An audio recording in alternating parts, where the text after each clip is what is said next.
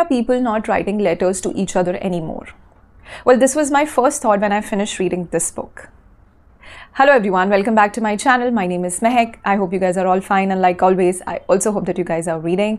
Back with the book of the week, 84 Charing Cross Road. It's by American author Helene Hanff. That's how it looks.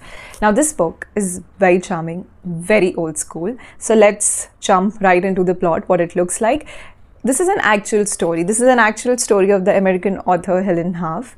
I didn't know that before. So what happens is, when in the 1949, so that's when the book starts, in her early days, she stays in New York, US, and she's been looking for a book which she's unable to find in the States. That's when she reaches out to Frank Doel. He's someone who works in this bookshop in Britain. The bookshop is Marks & Co. And she reaches out, writes a letter to him asking if they have this book. Now what starts off as an inquiry for one particular book ends up in 20 years long correspondence. Yes, so Frank and Helen ends up communicating with each other only through letters for 20 years. So almost, the book starts at their conversation. First letter starts 1949 and it goes about till 1968. So it's a 20 years long correspondence. Now the summary might give you an idea that it's a love story, but it's not. Frank is married to someone else and he's very happy.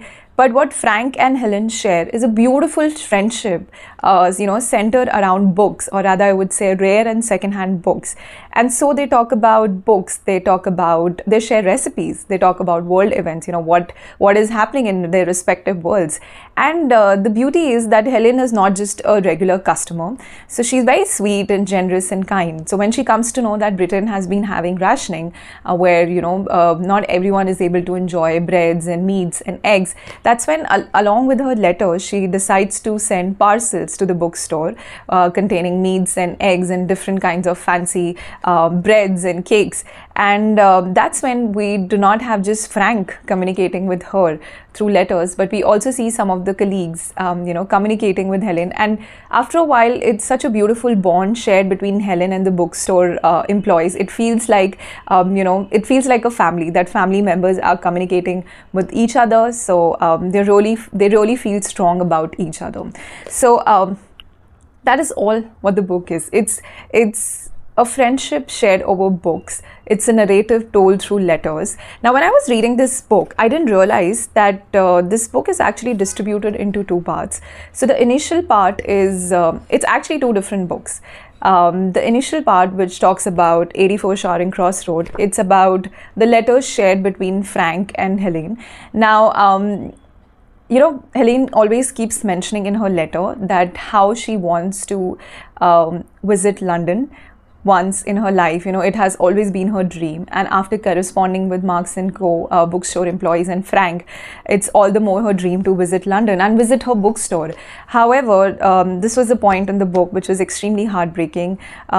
She's never able to visit London until Frank dies. So because of health reasons, he suddenly dies, and it's only after that and only after the bookstore closes down where Helene is able to make a trip to London, which is quite sad if you ask me. And so 84 Charing Cross Road is actually about 100 pages book. After that, there is another book which the author has included, which is called The Duchess' Diary. So basically, after Frank passes away, Helen, the author, decides to publish the letters in the form of a book which is called 84 Charing Road. And after that book becomes really popular and she has fans all over the world, she decides to take this trip to London when she has money and the time. And so the next part of the book basically is a journal entry of how she spends times in London and how was it to visit the 84 Charing Road, the bookstore, meeting Frank's wife and children, and meeting her fans in London. So that was what the second part of the book is all about. Now, all in all, like I said, it's a very charming book. It has an element of comfort to it. Like I would say, like having a hot chocolate on a rainy, cold morning. That's how this book is. I mean, that's how I felt it like. Like I said, it has an element of nostalgia around it. I mean, you keep wondering that why are people not communicating through letters anymore? You know, it's such a beautiful, that whole thing of waiting, you know, that long distance communication, you know, waiting for the letters to arrive. I mean, that was just so beautiful.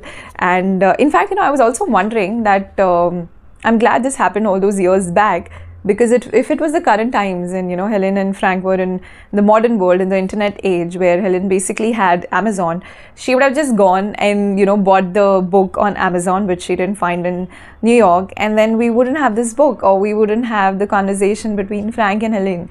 So I'm glad that when this happened, there was no internet age.